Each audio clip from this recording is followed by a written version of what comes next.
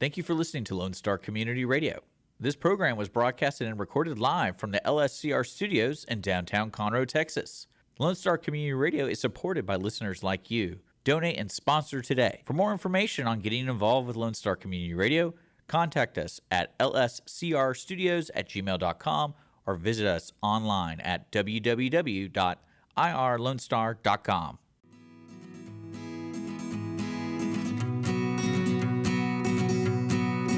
Hello, everybody. Welcome back to the Misunderstood Show. We have Clint Strahm today, and he is with Genuine Insurance. Hi, Karen. How are you doing today? I'm doing good. Did you see the title of our show? The Misunderstood Show? The Misunderstood Show. Yeah, the Misunderstood Show. I know people are like, oh, I couldn't find it. I'm like, it's MISS. Space understood. Like, I misunderstood. It was actually a title of a book that I was writing, that I've been writing for 7 years. One day I'll finish it. I talk about it a lot. Every once in a while I write notes. I wrote some notes recently, actually, and saved them. Another chapter, you know. But one day I'll get it all together. You know, I'm trying to do too many things. I have too many irons in the fire. Are you going to publish it, put it on Audible? Are you going to do your own reading if you put it on Audible? Yeah, I could. I don't know if people would want me to do it. They might like you to do it. You have the voice. Yeah. Talk close. Can you hear him okay? Are we okay? Yeah. You do have a traveling voice. Some people don't have a traveling voice. You have that voice for radio. At least you didn't tell me I had a face for radio. You do have a face for radio. And I wore my cowboy hat just for you today. And it's rodeo season. So I figured, why not? This is my favorite cowboy hat, actually. I love it. I love this hat. You do know telling me I have a face for radio is not a compliment. That's saying I'm too ugly for TV. Yeah, I know. Oh, is it? Well, this isn't the same, though. We're actually on screen. So I know I'm getting old, but let me live in my delusions. You have a face for podcast. Oh, very good. Podcasts and sound. You have a great sound. I can't believe you're not a musician. You know, I would be if I could carry a tune. I feel like you have to be able to. I feel like you have a voice. You just haven't found it. Yeah, well, You need some lessons. I sing at home, sing in the shower, but not in public. I just feel like you have a good voice. Well, thank you. I don't know. Some people are born with it. Some people aren't. I was definitely not. My voice is my dad's voice, too. And dad's friends, I can walk up and see them. They're like, who are you? And the minute I tell them who I am, they're like, you're Jake's boy. And it's something your voice? You have the yeah, same we had voice? the exact same voice. That's cool. You know, and now it generally leads in people telling me how much my dad meant to them. So it's pretty neat there. That is cool. Yeah. Really cool. So tell me a little bit about yourself. Where are you from? I was raised in Magnolia. I've been here since '74. Since you were born? Yeah. As a Christian, I talk about conception, so I was conceived in Houston. We won't discuss where my parents went for a few months to have me born, because that would mean I'm not native to my favorite state. Well, I know exactly where I was conceived. So I was conceived in a barn. Well, it was an old farmhouse. It used to be a barn. They turned into a farmhouse. It was my great aunt and uncle's in Voss, Texas. My parents are like, you were conceived there. And I'm like, when I was younger, I didn't know what it meant, really. But now, you know, to go back there, I'm like, ew. I know what happened in this room. That's disgusting. After I was conceived, my parents moved to Wichita, Kansas. But it's kind of cool that you know where you're conceived. Yeah. I think it's cool because people are like, how do they know? And I'm like, I don't know. I guess they know. I think I was told because I was fussing at Mom and Dad for letting me be born in Kansas instead of Texas. And they were like, you were conceived in Texas. And then you went to Kansas and then you came back? Well, I was 18 months old when we came back. So Mom says that the hospital in Wichita I was born in, they tore down because they wanted to make sure that I could not be brought back. That's hilarious. You just caused that much ruckus. Yeah. That's hilarious. That's right. I was conceived in Voss in 1979. I wasn't born until 1980, though. You're a baby. I like to say that I like being able to say I was born in the 80s. It makes me feel younger. Because most of my friends were born in the 70s. But I was born in Plano, Texas. Really? Back in the day when it was like nothing. It was it was country. It was a little tiny Plano hospital. My dad would always say, "You're born in a Plano hospital in Plano, Texas." There's a song called "Plano Girl" by Preston Coley. But he's just like, "You're just Plano girl." Like, I'm just Plano girl. Thanks, but. Well, back in the 70s, Magnolia, Conroe, Tomball, there wasn't much out here either. Oh, I know. I actually found this map at an antique thing that they were doing downtown Montgomery. And it was an old paper map from that area. I actually gave it to a guy at Keller Williams. Man, I wonder if he still has it. It was his birthday, and he really liked maps, and so I gave it to him because he was from that area as well. Yeah. And he was like, "Oh, this is really cool." But yeah, it was like desolate. I mean, it was country. Magnolia is still pretty country. I like Magnolia. I like it too, but I like Tomball. It's a pretty cool little neat town. A lot of cool like live music and art and stuff like that. But thrifting, cute little stores, shops. But it is very crowded. yeah. It's a lot of traffic. Yeah, I was raised in Magnolia, but we got married my daughter was raised in Tomball. She graduated from Tomball High School. Oh. And When then- did she go to school there? Oh, Karen, you're going to get me to lie. So she was born in 91. Is she your daughter that's a realtor? Yes. Oh, cool. And My- her and well- my son-in-law started kindergarten together and step by step. Oh my gosh, that's But- adorable. But they didn't start dating until their senior year in college at Sam Houston. What an amazing love story. I want to hear this full story one day. You'll have to tell me. I will. She'll have to come on the show so she can tell me that. My husband and people have been telling us we need to do our love story. And so he asked me when I was going to have him on the show because we're switching to recording on Fridays instead of Mondays. And he works from home on Friday, so he can take a lunch break and come up here. And That would be cool. everybody always wants to hear about our story. It's funny to me. It's kind of embarrassing a little bit. But, it's our story. Most of the good ones do have a little bit of embarrassment. Of course they do. I mean, my daughter tells me how her and my son-in-law went out one time in high school, and she basically told him not to call her again. Yeah, I And told my then- husband the same thing. Then the senior year of college at Sam Houston, they've been inseparable since, and they've been married 8 years and got a 5-year-old grandson. Yeah, you talk about him a lot. Yeah. Your pride and joy. I was not home. I was at my girlfriend's yesterday, but Mom was sending me pictures. My grandson got his cowboy hat because his daddy took him to the rodeo this weekend. And he was like, Pop's not You going need to be here? You got to post that in our group chat. I can't. My daughter... We're going to eat that up. Yes, well, my daughter has strict rules of nothing that can be on social media. with What about him. in a private message, though, in our group chat? In a private message, she'd let Yeah, that. in our group chat. Yeah, I don't blame her for that. Yeah. If he gets put on social media, the face has to be a clown Blurry. face or something put over. Well, good for her. Yeah. If I could go back 10 years, because my kids were coming up during that time, so we didn't really understand, like, the consequences of social media and phones and all these things. That's, like, the biggest regret of my life was getting my kids phones. And now it's a constant battle. We have to constantly take the phones and put them in phone jail and collect them every night. It's just a pain. Well, as time goes on, we adjust. Me being Gen X, we were a feral generation. Don't Yeah, come I'm in. the very You are tail end of outside. that. So, I mean, it was all out there. By the time I raised my daughter in a subdivision, I didn't put her outside if I didn't have eyes on her.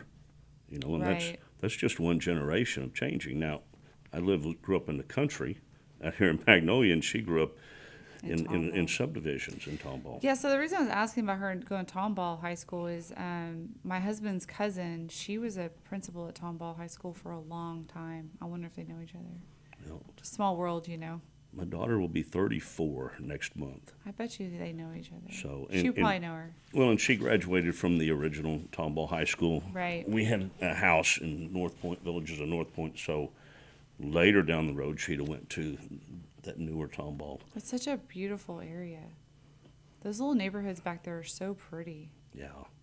So green and lots of trees.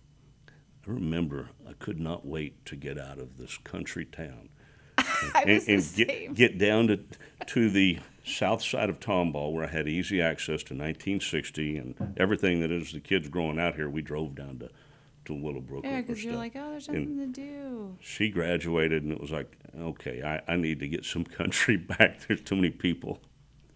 Yeah, I could not wait to move out of Canyon Lake. I mean, I just hated it. Yeah, I our never- subdivisions were right next door to each other. Yeah. Oh, wait. Villages, not North Point, across the street. You had Canyon Gate, and then you had the villages of North Point, where Oh, the I'm from McDonald's. Canyon Lake. Canyon Oh, Lake. I got you, not Canyon Lake, Gate. yeah, Canyon Lake, Texas. Well, Southern draw hears things wrong You're sometimes good. too. Yeah. Sorry about that. Yeah, so I mostly lived in Canyon Lake. That's where I lived the most of my life. When I say I've lived all over Texas, but mostly, and I just hated it because I never went to the skating rink, I never went to the mall, I never went to the movies. You missed out on a lot.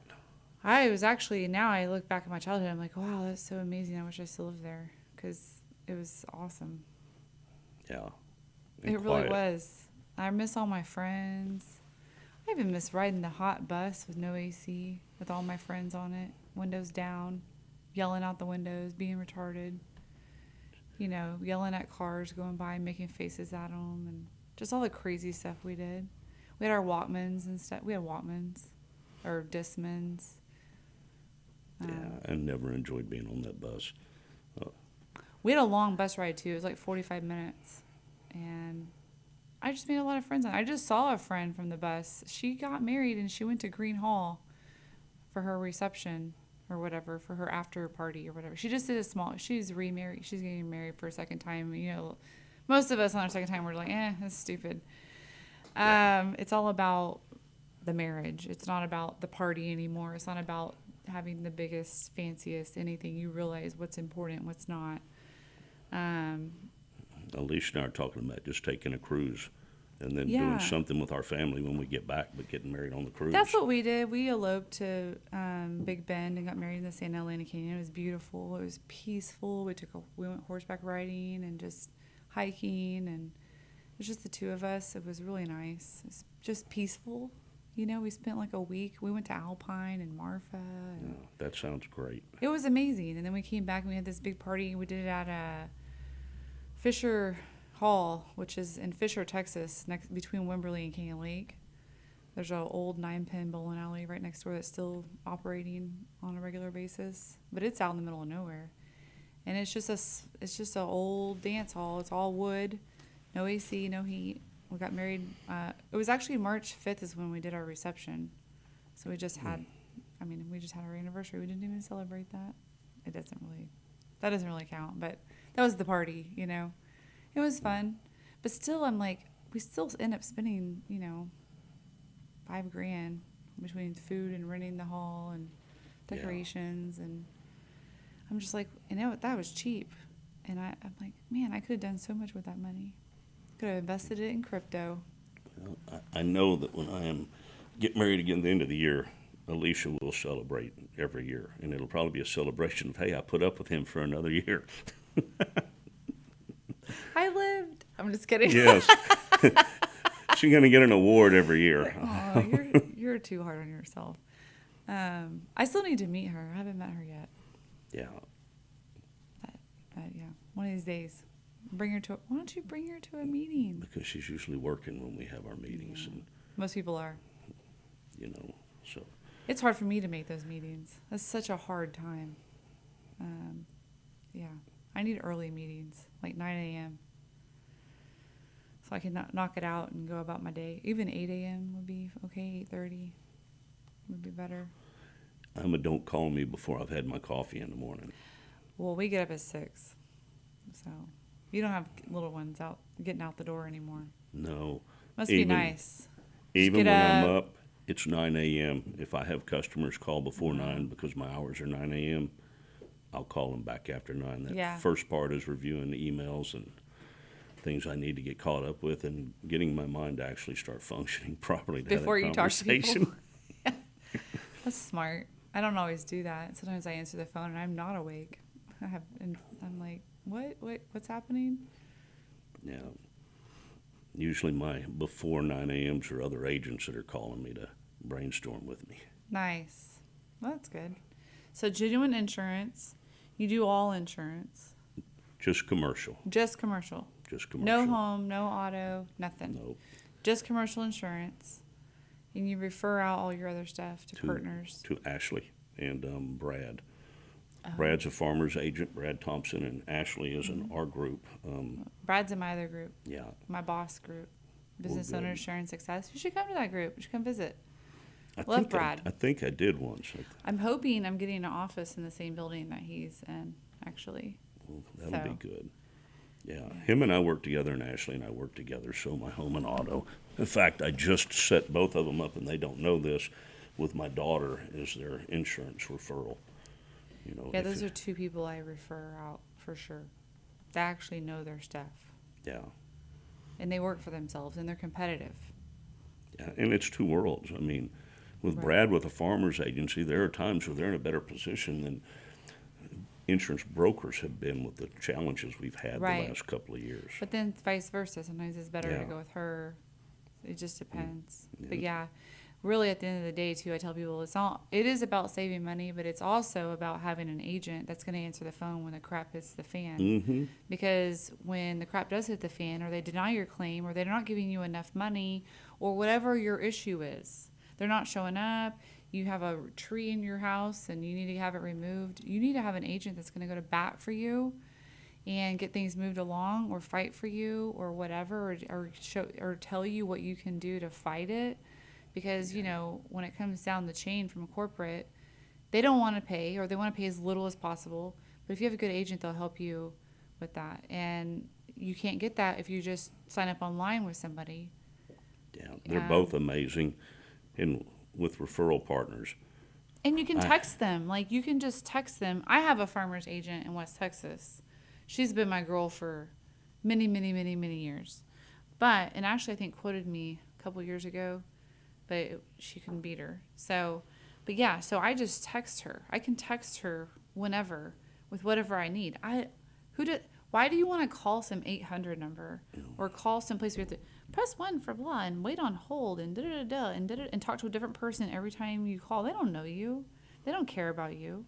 When you can text Brad or Ashley or you for commercial, especially commercial guys, they definitely aren't going to put up with that kind of stuff. Yeah. Well, in referral partners, I make sure I trust who I refer to. Right, and then they can refer to you as well. Yeah, but I also need to know that when I refer you, that I'm not going to put a business account in jeopardy because I refer somebody That sucks. that makes a complete and total mess, and now I'm the one that referred it, so the customer's angry at me, then I end up losing the commercial business to another agent. You're absolutely right. It's a reflection of you. When you stick your neck out. I like to work with who I trust. You, with your brand new company, I've already discussed you with a commercial lender, with my daughter, with her mentor I called, so, you know. They're going to love it.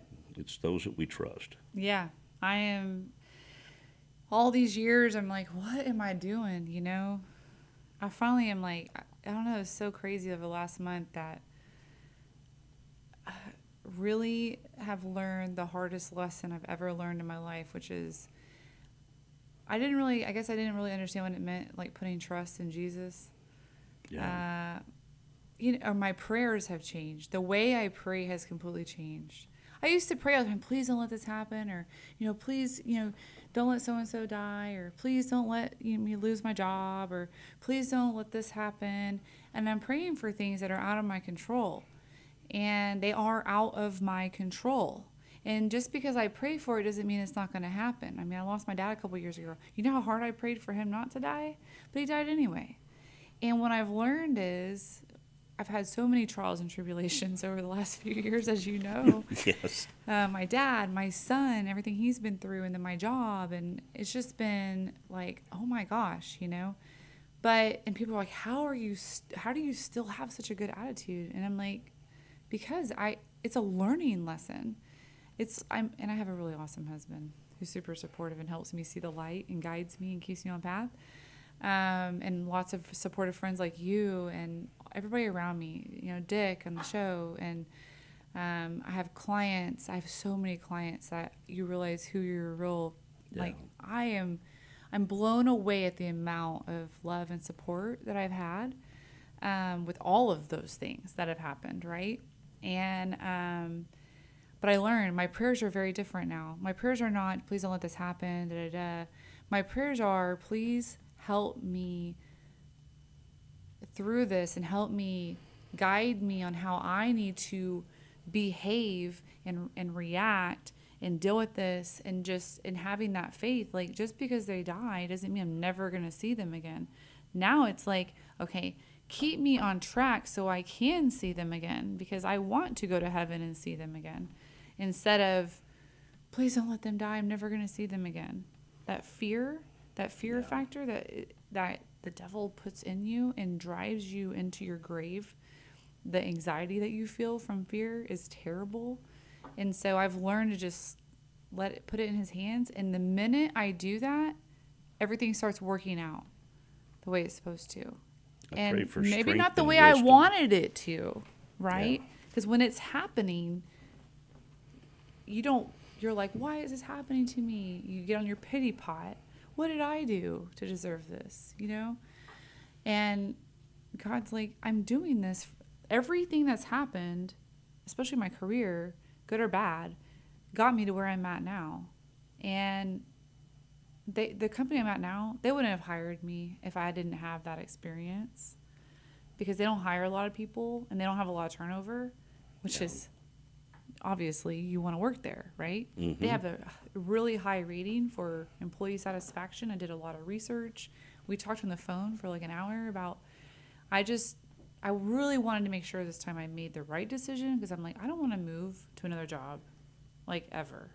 Like, I want to retire and be done with it. Like, and whether I go do something else, whatever, but this is it. Like, I keep saying this. I'm like, I don't want to move around. It's not always in my control. People move around. Sometimes it's out of their control. But I really feel like I landed in the right place. And now I'm like 100% certain when I tell people, hey, this is a great company, you need to use them. They're freaky fast, 48-hour turnaround title. Like, you're still in option period. That is in the best interest of your client. And we have freaky low rates or no fees. So, you know, it's going to be better for my referral partners like you to refer me the same thing. Like, we're not going to make you look stupid. We're going to make you look like a hero. And that's what I like to do. I want to make everybody look like a hero. I want to help people. I want people to be like excited and truly like have a great experience. And what drives me is that at the end of the day, when people are like, thank you so much, I really appreciate you. You saved my client. You saved my family. We're not having to live in a, hotel for the weekend because we couldn't close by 4:30.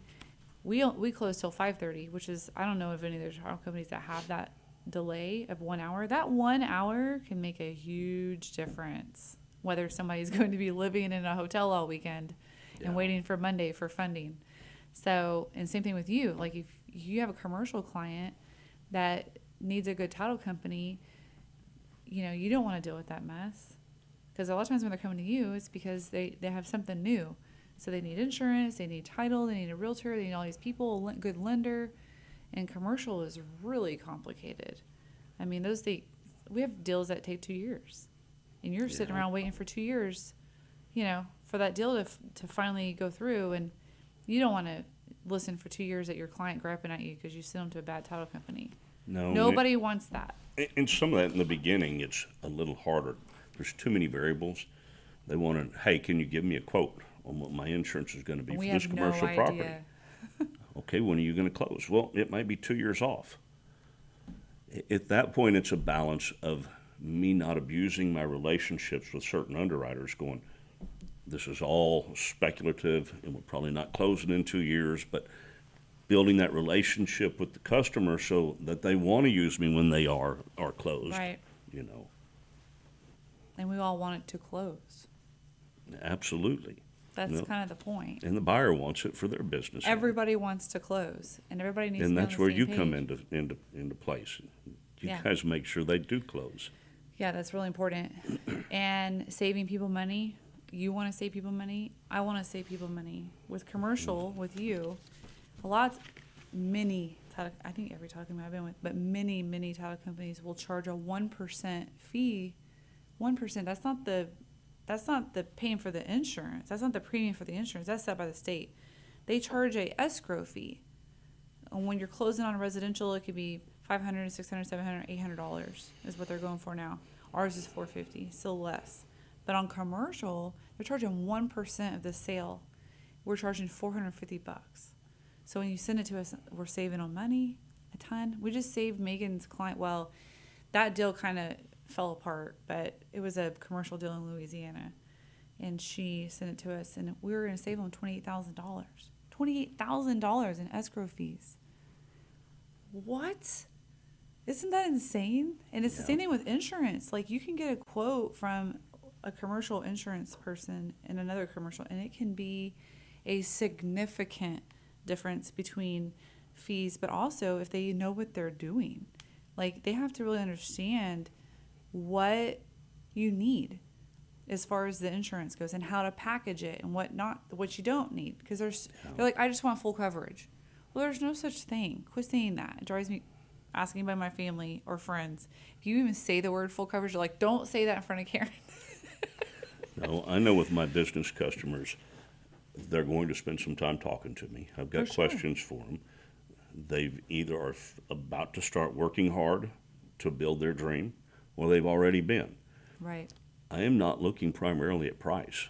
I am looking at first what you need Best to protect coverage. you, the best coverage, and then I will somewhat work backwards a little bit to say, okay, now we've visited. I know what you need. I know what your risks are, and I'm looking at both at the same time. Right. If they're just going to be really cheap, if I don't feel like that protects you in your business, then I am that agent that says, I'm not the best fit for you. You probably want to go talk to somebody Well, because else. later on, they want to be cheap now, but when later on when the crap hits the fan and they need the coverage, they're going to be mad at you. Well, and there are key things that people misunderstand. And a lot of people, too, that are super cheap like that don't even pay their premiums anyway. Yeah, well, the misunderstood show, there are things people misunderstand. Very much so. in Commercial insurance. auto. Yeah, When you believe you can continue to drive your personal vehicle, right. when you're usually using most of it for your business. You mean like an Uber driver? Yeah, well, Uber drivers, Don't even carry insurance. that took a little bit to even get companies. I remember when that started becoming hot. I was in leadership with Allstate. And initially, they would not cover you if you had an Uber driver. The risk Right. of having somebody in that vehicle, I have a friend who's been hit twice by Uber drivers downtown Houston. Neither one of them even had insurance at all. Because Uber apparently doesn't check to make sure that they have insurance, which makes me not want to ride in Ubers. I don't drink often, so I just be the designated. I'd be DD. It's fine with me. if I was more trusting, I'd buy a self-driving vehicle. I definitely But don't trust I'm that not either. trusting enough yet. I don't trust that either. I watch too many like horror stuff, like Black Mirror, or is it Black Mirror, that show? It's a crazy show about technology and how it can. It's a series, so each episode is different. Some of the episodes are so disturbing you don't want to watch it, but some of the episodes are pretty good. Be careful if you're gonna watch it, especially if you're a Christian. It's terrifying.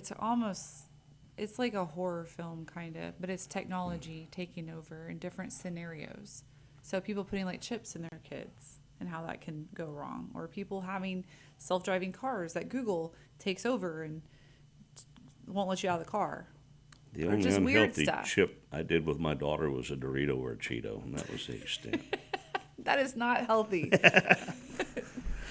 Come No, on, Clint. she's more picky about the food her son eats than I was. My daughter will tell you the story about Wow, Nutty we have Buddies. we have a lot different food than we had 30 years ago. And we also have a lot more knowledge about the food than we did even 10 years ago. So it's different now. You know, we ate all that stuff. When I was a kid, we ate mac and cheese like every night, and ramen noodles and pork chops and fish sticks. Remember fish sticks? What happened to fish I sticks? loved them. You know, I had Nutty Buddies when my daughter was growing up, and I forgot still that I love told those. her. I do too. And I remember, because she reminded me, I had told her initially, kiddo, you can't have these. These are adult food, so that she wouldn't get into them. She told me that when she was 16, she was at a friend's house, and her friend said, hey, Lauren, you want one of these? And she's like, no, those are adult food. She had believed that her whole life. And Clint, she was like, that is child abuse. You can't tell your daughter she can't have Nutty Buddies. she could have Oreos, but not my Nutty Buddies. That's hilarious. My dad, you're funny. You kind of remind me of my stepdad. You remind me of my stepdad a lot. Every year he would give us a chocolate bunny with the ear bit off. He would always eat the ear. I'm gonna miss that this year. But Yes. yeah, he'd always bite the ear off. He'd be like, or if my kids got one, he'd be like, "Hey, let me see that," and he'd bite. And they're like, "Why?" And they'd be crying. He's like, "You gotta bite the ear off. You don't want him to hear you eating him." And they're like, "What?" That's cute. He was funny. He had a very good sense of humor. But yeah, he was the fun one, He was just always joking and making jokes and picking at you, but very loving. Yeah. So, But yeah, so insurance, misunderstandings in insurance.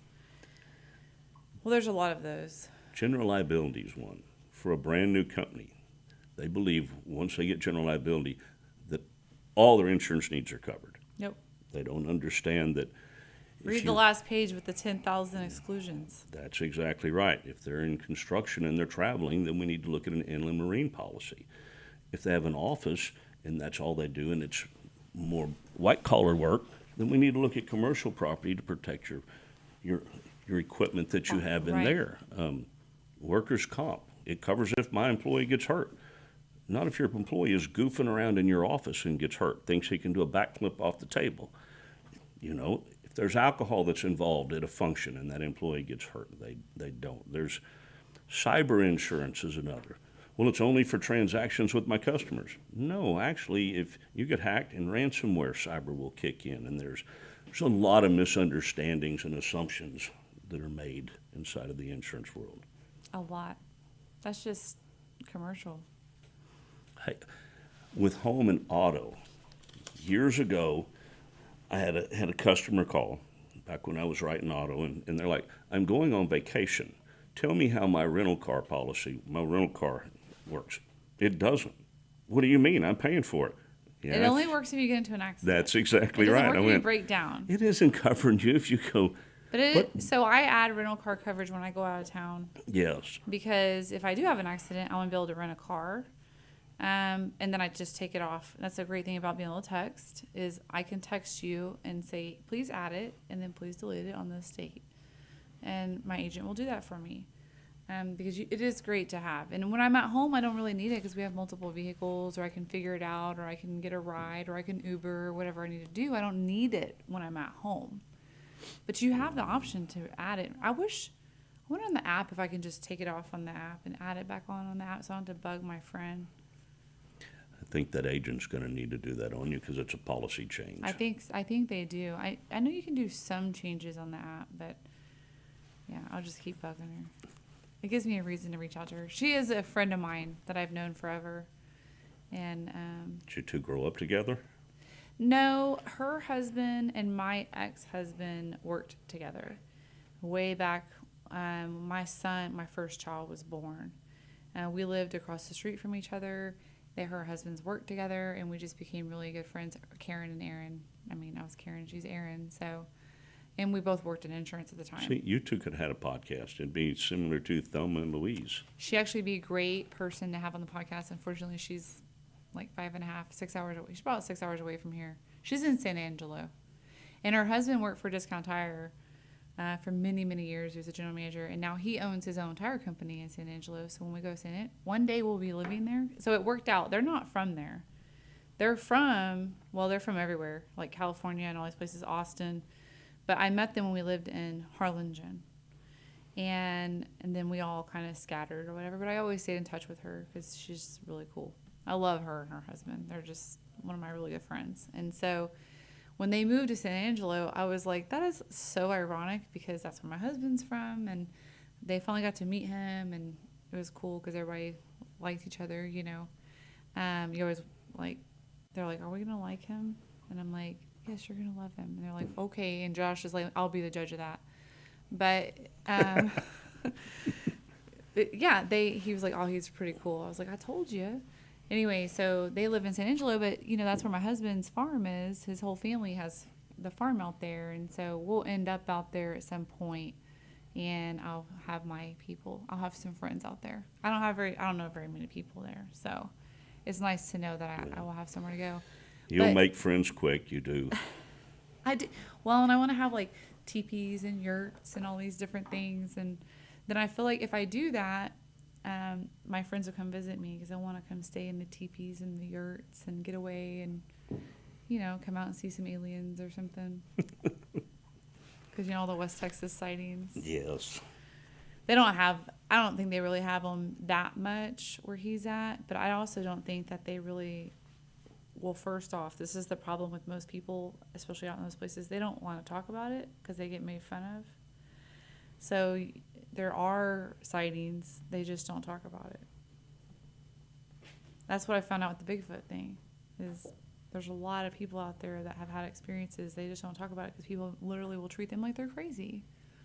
And so they just don't talk about it.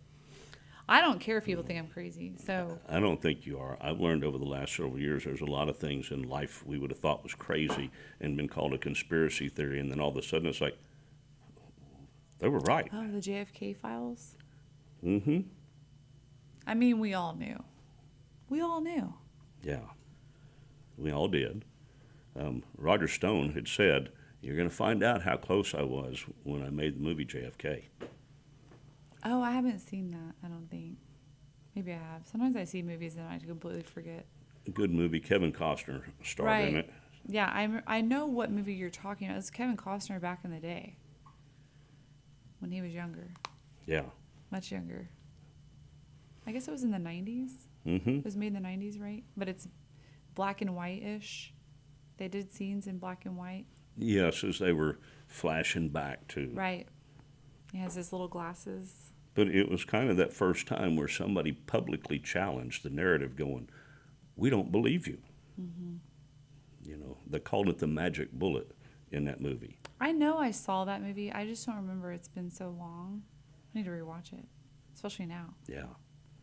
My kids and I went up. My cousin lives in Kennedale, just south of Fort Worth, and we went up to see where the Kennedy up in Dallas, where he was shot by the library or whatever, and then the grassy knoll, and there's like markings out there where you can see. And then we did like this whole, and my cousin was telling me all this stuff. I mean, he's a conspiracy theorist a little bit. Well, he's not a conspiracy theorist. He's a factual guy. He's super nerd. I mean, I come from a super nerd family. So he had done all this research. He's a history buff, like crazy history buff. I should have him on the show. Mm-hmm.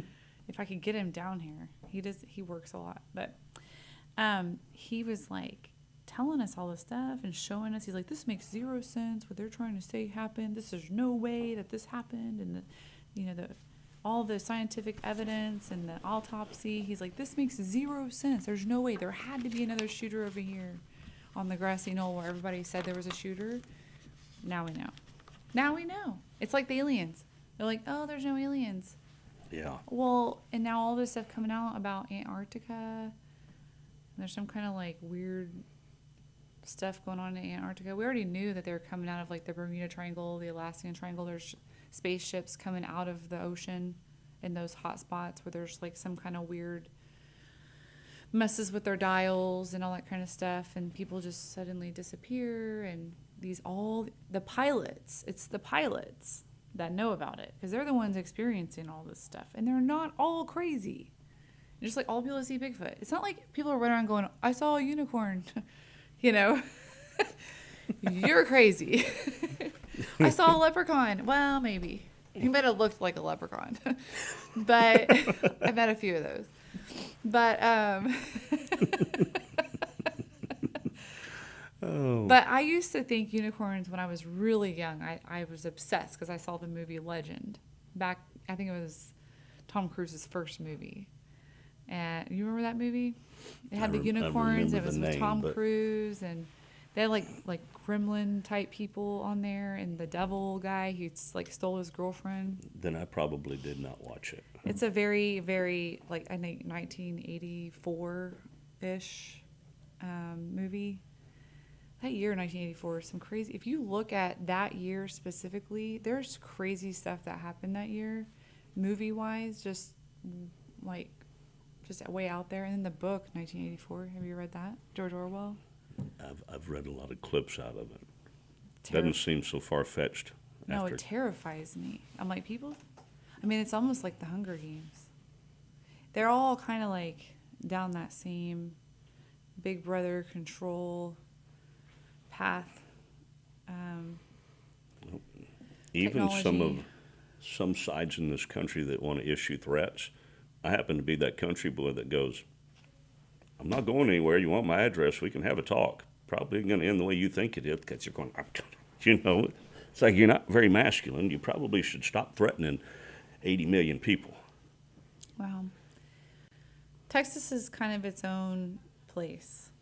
Not the rest of the United States is not quite like us.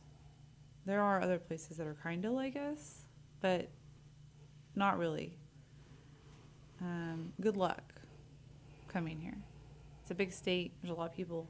There's a lot of guns. And, people here will fight.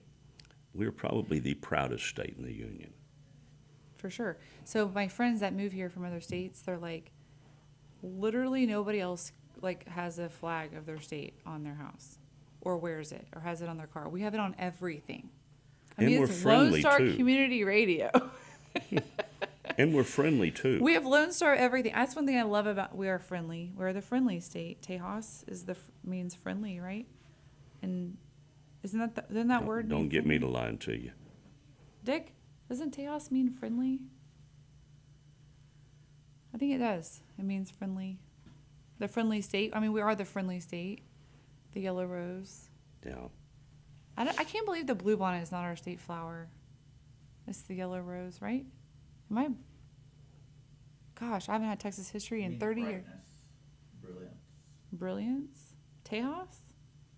Interesting. Friend. Friend. Or ally. Yeah. I think the bluebonnet's the state flower. It is the state flower? The mockingbird's the state bird. I have no idea. Unless my memory's old. My memory is very old. I can't remember anything. What is our state flower and state bird, Dick? Oh my gosh, how have I forgotten? Yeah, it's bluebonnet. It is the bluebonnet. The mockingbird, I believe, is the state bird. I'm sure you're right. That sounds right. Yep. So what's the yellow rose of Texas? There was a story behind that, but There's something to do with the yellow rose of Texas. but I don't remember. I don't know. Well, it's the friendly. So the yellow rose is something you give as a friend. Like if somebody, it's a friendship. So what's the white rose? Pure. It's for weddings because it means like purity. Well, it used to. Some of us have off-white flowers at our wedding. Yes. I didn't have roses at my wedding. They actually brought roses, and I was kind of upset, but I wanted wildflowers, like all wildflowers. And I went and bought a whole bunch of antique vases and put them on our tables, and antique plates, all with like the silver and gold line on them. I went thrifting and just bought them for every table, and those were like charger plates. We didn't actually use them to eat on because that'd be a lot of dishes, and they're very heavy, by the way. I don't know if you know how heavy China is. Yes. It was a lot of work. But yeah, we did wildflowers. It was really pretty.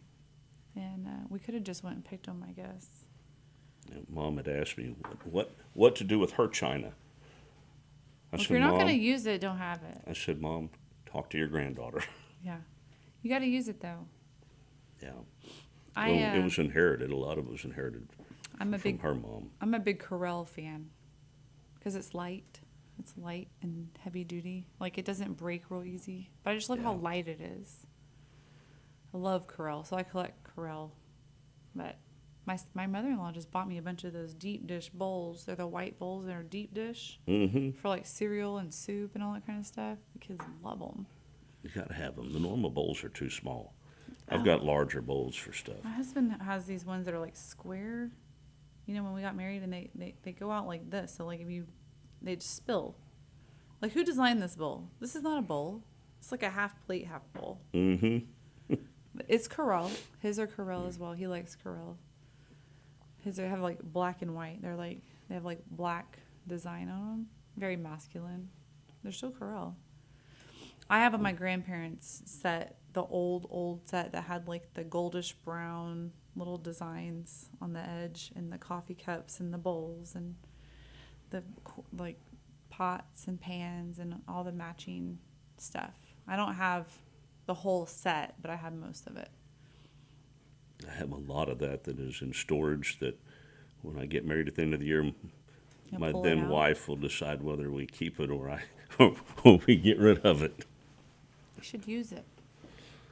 Well, you only have so much cabinet space. So Get rid of the stuff that doesn't matter.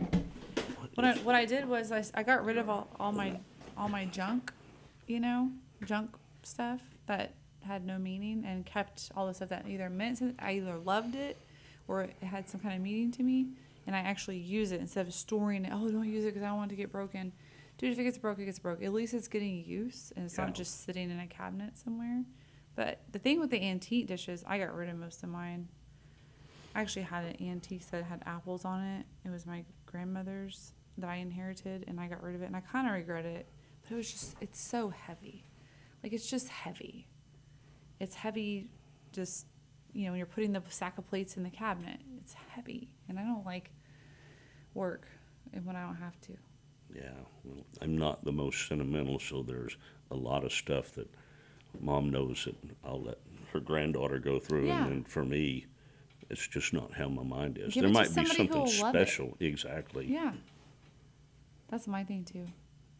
I inherited my dad's Corvette when he passed away from Mom already. Oh. I don't drive it a lot. Are you going to keep it? Oh, yeah. I was going to say, I'll take it. No, it's here. If I let that car go, my daughter What year? would whoop me. It's an 08. Okay. But it's a black-on-black convertible, and it's got very low miles. And, Dad had a lot of cars when I was growing up. You should drive it to... I do on occasion. I want to see it if you drive it up there. I'll drive it to our next meeting if it's sunny. I missed our last one. I was in complete and utter chaos with all the events of my children and everything. With all of your challenges, I would be willing to bet wherever you pray, they're starting to become indentations from your knees. I pray a lot on the go because I don't even have time to get on my knees. I think in history there was a president that prayed a lot. I need to make time.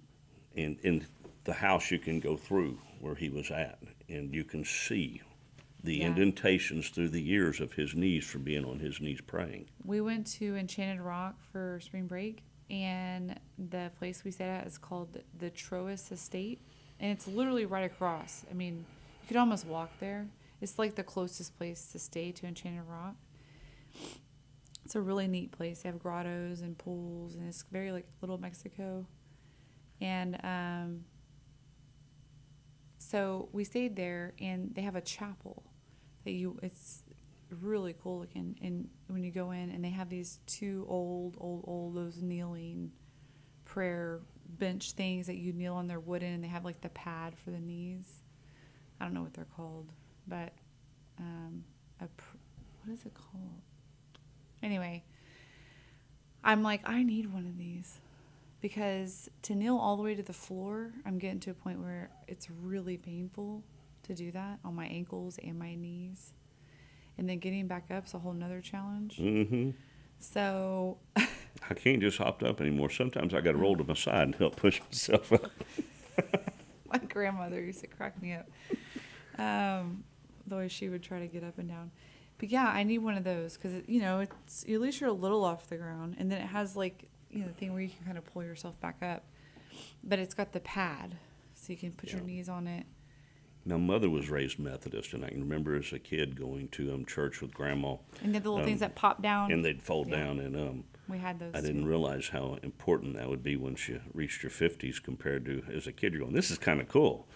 In your 50s, it's like, this is a necessity. Correct. It's like the bars on the Yes. stairs. Uh-huh. I needed those this morning. I actually hurt my knee yesterday randomly. I don't know. I'm like, how did I do that? Like, I just can't move anymore without hurting myself. I need to stretch. My husband's like, did you stretch? I'm like, no. I can put my back out in my sleep and have to go to the chiropractor. I need to stretch. I need to get back in the gym and to start doing saunas again. This last month was a little chaotic, and I got out of my routine, and I can feel it. It's crazy how fast you can feel it. Within a couple weeks, you're just like, you feel like you're so stiff. Yeah. And I need to get back out there. Plus the weather. What is going on with our weather? It's like hot, cold, hot, cold, hot, cold. And it's not like hot, cold. It's like scorching hot, freezing cold. Like, we can't change 60 degrees in one day, y'all. It's too much. It's too much. What are you doing? Quit messing with the weather. The cloud seeding, all the stuff they're doing. Yeah. God's like, I'm not messing with the weather. Then the wind we had recently, holy moly. That was ridiculous. That was insane. I'm like, I'm glad I was the little pig that built his house out of brick. Cause I'm on property, so there was a lot of, on 3.5 acres, going to a lot of pickup from branches and stuff. my mother-in-law lives out on the farm. There's no, I mean, they have pecan trees around the house, but I mean, it's open fields. They're having 80-mile-an-hour gusts. And then in Amarillo, they had that 55-car pileup. I think Saw 8 that people on some- died so yeah. far. Like, I think that's what the number was last time I checked. But that was real nasty looking. Yeah. That's scary. You ever been to Amarillo? Mm-hmm. Yeah. A long time ago. It's different, for sure. Yeah, it is. It's a unique place. There's a lot to see in Texas. There's a lot of Oh, yeah. sightseeing without ever leaving our state. Yeah, there's always something to do. There's always something to do. Like spring break, we were all over we were, in Chain Rock by Fredericksburg, and then we were down by the coast, and then we were up by New Braunfels. I mean, we did like a whole going all over the place, seeing people, visiting friends. I like the Fredericksburg area. Yeah, it's just too much traffic in Fredericksburg. It's not like it used to be. We went a lot when I was a kid. So I grew up in Canyon Lake, but my grandparents lived in Ballinger and Coleman and Boss, and my family was all up in that area. Little towns called Gulbusk and Paint Rock, which where my husband is from. He was born in Paint Rock, and my husband's dad was born in Paint Rock. Or my husband was born in San Angelo. His dad was born in Paint Rock. My husband graduated from Paint Rock, which is ironic because my granddad was born in Paint Rock and from Paint Rock. And there's like 12 people there. So the chances, it's kind of insane. But there's they call it Paint Rock because it's, there's some rocks there where the Native Americans drew on it. And it's still there. You can go visit. That's cool. Mm-hmm. Kickapoo Creek runs through his farm. There's tons of arrowheads. I mean, just full of arrowheads. So it is there's always, that people who drive through there, they think, oh, there's nothing here. What is there to do? But there's always something to do somewhere. My Just aunt and gotta- uncle live in Glen Rose, and there are tracks Oh. of dinosaurs up I in know that exactly area. what you're talking about. Don't they have like a dinosaur museum Mhm. or something? Yeah. And that is still country. Even as many people have moved in and around, it still feels like you're out in the country there. Right. Yeah. I like that feeling. I like having accessibility to things like airports is convenient, Mm-hmm. like here, because in Houston you can fly anywhere for cheap. But I don't really like all the people. Not that I don't like people. I like a lot of people. No, but when it takes you twice as long as just- it used to get somewhere, It's so everybody gets frustrated with it. We all just need to have a good time. We were coming back, so I took my son to the rodeo Friday. He went on his first date. It's a double date, but his very first official date. And I drove them down. They got tickets to what's his name? The guy from here, you're the talking country about singer. that's from He's from Conroe. I know we Cody is from Huntsville. No, There's a lot of singers from Conrad. He played at the rodeo Friday. Oh my gosh. Where's Cody Johnson? No. Yeah, he's from Huntsville, I believe. Oh my gosh. Parker McCollum? Yes, thank you. He played, and my son, his friend had tickets and invited him on this double date with these girls. And this girl, he really likes her. And I wonder if she's listening to my show right now because her friend was like, "Oh, send me your show. I want to listen to it." My son's never had a girlfriend, and he's almost 17. So it's kind of like like the clock's ticking here. I just know it's coming. I don't really want it to come, but it's coming, and I know it's coming. And so I'm trying to prepare myself. Anyway, she's a sweet girl. She's funny, very respectful. We rode down there together. We had a great time. On the way back, I'm trying to stay awake and entertain myself. I'm listening. My son's like, "Mom, put some salt and pepper on," so I can sing. And anyway, I don't even know where I was going with the story now. So he's 16, and he had a double date. He had that double date. How'd the date go? It went really good. I Good. think they did really well. They were very cozy on the way back. I'm like, "I see you." Is your son driving yet? Well, he has a permit, but he has not been released to drive with his head injury. So we have to get another MRI, which I put off because of my job change, and I have to wait for insurance. And trying to raise some funds. I have like $30,000 in medical bills I've paid in the last couple of years. So Goodness. yeah, I'm actually doing a closet clean out right now, and I'm going to use that money to pay off some bills. I charge a lot of the medical stuff on credit cards, and I'm trying to pay that down. Is that what you sent out this morning to our group? Yeah. So if anybody wants to come shopping at my house, I set up like a whole boutique style like closet clean out. I'm also trying to be a minimalist. And so I really am trying to be a minimalist. I'm tired of just having stuff that I don't need. Like we were talking about earlier, the dishes. Like, just, you don't need it. So get rid of it. Don't carry the baggage. And how many children do you and your husband still have at home? 4. And One you're at gonna, and you're college. going to be a minimalist? Well, they have to be minimalist too. I actually gave them lists on like how to go through their stuff and get rid of stuff. And my 12-year-old, who was kind of a hoarder a little bit with all his toys still, he finally went through and he was like, "Can you just put them in the attic?" He doesn't want to get rid of them. All his Legos and all his cars and all that stuff. He doesn't want to get rid of them. He has all his like old antique metal like rifles, or they're like wooden. They're kid ones, but they look real. Like to the point where I have to be careful where he goes with them because they're made out of wood and metal. But they're kids' toys from like way back in the day that we got at like a thrift store. They even have like the body strap with like the leather strap on it. Like they're really cool looking, but they look like real guns. This is going to be a real conversation when your kids are grown with your grandkids about how Mom went through the minimalist phase. I can remember Dad going through a phase where the TVs were removed from the house. We just didn't need that garbage in there, and it was Like your dad. unshackled in the evenings and family time. And after about a year, he bought a small TV, and before you knew it, it was back with TVs in the house. But it was still a story once we were grown of going, Dad went through this phase. And then he grew out of it. Wouldn't say he grew out of it. It just ended up changing. Yeah, I could do without TVs. I actually never owned a TV. I never wanted TV. I was 27 when I met my kid's dad. I had just turned 27, and I lived by myself in this cute little 3-bedroom house in New Braunfels on this creek. And he came over and he was like, "Where's your TV?" I had a living room.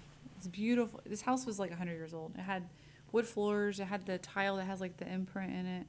It had a big white fireplace. And there was no furniture in the living room. I had a boom box in there. That's all I needed. I had a big mantle, like a big thick mantle, had my boom box on it. And it was, the dance floor. I'd have friends over, we'd hang out. I had a kitchen with a swing-in door. The kitchen was all yellow. Remember the yellow? Yes. It had yellow linoleum floors, yellow Formica countertops, yellow paint on the walls, yellow everything, yellow stove. Remember the old yellow stoves? But it had And the green ones too at that time. Yeah, but it was a cool house. It had this huge, had a lot of windows, and it had, when you walk through the kitchen, the other side, it had this like green room, and it was windows all the way around, and it looked at the creek. And then I had my master bedroom, and then I had my office, which basically my master bedroom was a twin bed. And my office was just a little tiny desk with a computer on it. And that's all I had. And it that's was all, relaxing. I had a dog and a cat, and it was very clean, and it was just me. And he's like, "Where's your TV?" And I was like, "I don't have a TV." He's like, the first thing he does is brings a TV to my house. Mm-hmm. You know, I joke about Dad going through that phase. Some of the best memories as a kid I have was Unshackled, the Christian program. In the evenings, where as a family, we would go in there and relax after dinner and listen to Unshackled. Oh, when people used to listen to stuff on the radio, Yeah. like on Christmas Story. Mm. Yeah. That's cool. I still like to listen to records for that nostalgic feeling. It's just different. Yeah, it is. Like It's listening to old nice. Christmas records, Bing Crosby and all the different ones. I love the way the crackling with the dust on it. Because That is a sound I had forgotten about until you said it on the record player too, where it's just.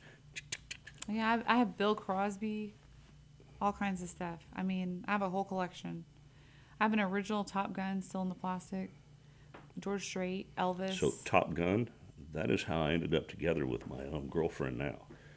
The last time I remember seeing her was at the original Top Gun in Tomball's Theater. And our parents, 1987. yes, and I remember seeing her up there, and I went and spoke to her. And I think it's the last time I'd seen her because our dads were friends, and our parents rode motorcycles together. But I don't remember seeing her after that. And we both went on, got married, had our kids, and when Maverick come out is when I wonder, because we were friends on Facebook. I wonder how she's doing. And Are you serious? I'm serious. So as I go through her Facebook page, she's private and she doesn't post a lot, but private people, when they are single, there's just a subtle change in stuff where they're not talking about what went on, but there's no husband listed anymore. I mean, and I went, I wonder if she's single. So I reached out to her, and we ended up meeting up, Cyclone Anaya's in the Woodlands, and we were there 5 hours. Her daughter dropped her off, and she was, even though she knew me, she wasn't sure she'd had enough. She was not looking to date at that point in time. And we spent 5 hours in I Cyclone feel her Anaya. pain. And- When I and- met my husband, I wasn't going to go meet him to hook up either.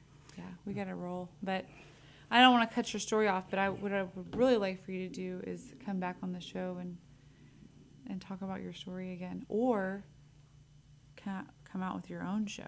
Because you have the voice, you have great content, you have a great personality, you have great people around you. You know, speaking of that, I have a really good idea, I think, that I want to discuss once we get off air. Yeah, we'll talk to Dick and see about getting you your own show.